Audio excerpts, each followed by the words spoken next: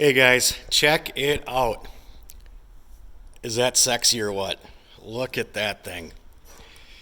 I've been cleaning on that thing, scrubbing, and trying to make that thing look as gorgeous as I can, and that's it. That's the best I can do.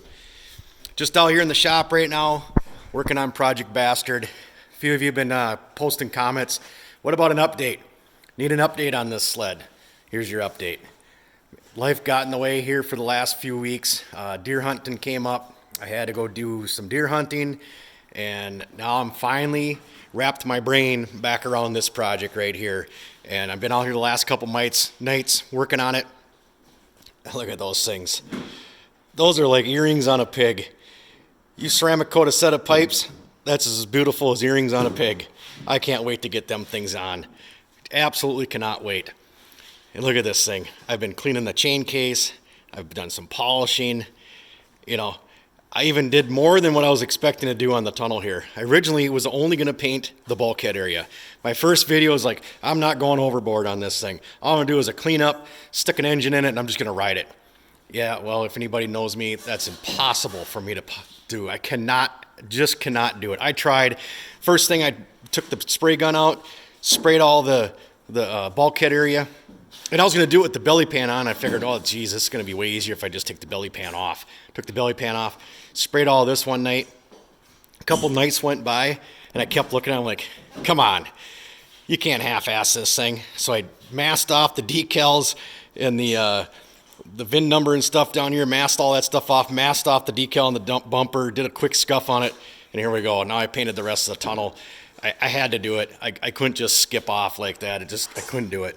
Studded the track. I did a 144 pattern up the center of it. Time will tell if that holds up or not. I know the track, as you can see right here, the track's got a couple lugs missing. It's an SKS track. It's what I had. I'm going to try and use it. I'm not going out to race across every single lake on this thing. If I can get a couple winners out of that track for what I'm going to be doing with this sled, great. And then I'll invest in a new track on it. Just didn't want to flip the coin right now on a new track on this project. Just want to run it, kind of ride it, enjoy it a little bit, and then I don't care if I got to switch the track out if this one gives me problems. So look at the brake master cylinder here. Got that thing all cleaned up, chain case cover. Here's the brake assembly, water-cooled brake on these old 650s. Walk around the engine over here. Started putting the steering and stuff back together. This is the nice thing about taking a sled down to absolute nothing, is I took this thing apart. It was all there's a bushing in there, but it was all rusty and corroded, and that thing would barely turn back and forth. But by going this far, by tearing this thing down this far, I took that apart and cleaned it all out, and I re-greased everything in there. This thing, the steering is just like butter on the thing now. And down here too, they had a grease zerk on them down in here, but how many people took off their air box to grease this grease fitting? Not many. Not many people. That's why a lot of these old sleds, the steering's stuck on them, because down in here, the shaft sticks inside of this aluminum block right here. And I greased that, and I sprayed a bunch of lube in there first to kind of get the grease to work down in there, and I greased and greased last night and kept moving my steering back and forth. Now this thing is like brand new. I can't wait to ride this thing down the trail just because the steering's going to be so dang nice on it. Got the secondary all cleaned up on it, and I'll have to do some clutching and stuff here. I'm going to put some sort of a clutch kit in it. I'll do my research on what I need for a spring and a helix, and I'll do the same thing with the primary. I'll clean up the primary and rebuild it. I have a primary sitting on the shelf, and I'll put weights and springs and stuff in that accordingly. But I just wanted to do a quick update on what's going on here with Project Bastard. And things are going to move along now. I finally got my head wrapped around this project, and it's going to move along pretty good. I have a deadline of first part of January. I want it done by New Year's so I can actually get it out on a lake and do some testing on it, because I want to take it on a ride in the middle of January. Our Big Sandy annual ride that we always go on up in McGregor, I want to ride this sled on it. And so I want to make sure things are up and going and I don't have any issues with it. So I'm trying to get this thing done. I cleaned up some other parts here. The suspension boots and stuff on the steering boots for in the front, and so everything, I'm kind of going through everything on here to clean stuff up. I'll do a video on how I make my aluminum like this. I'll do one video just how I go about making the aluminum like this, look like this, and you're going to be surprised. how simple it is.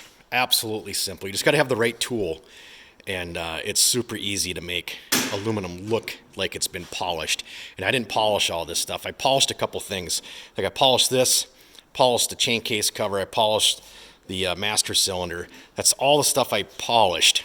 But the rest of it, like I said, I'll do a video, and I polished this up here too. Actually, Trenton took care of that part for me.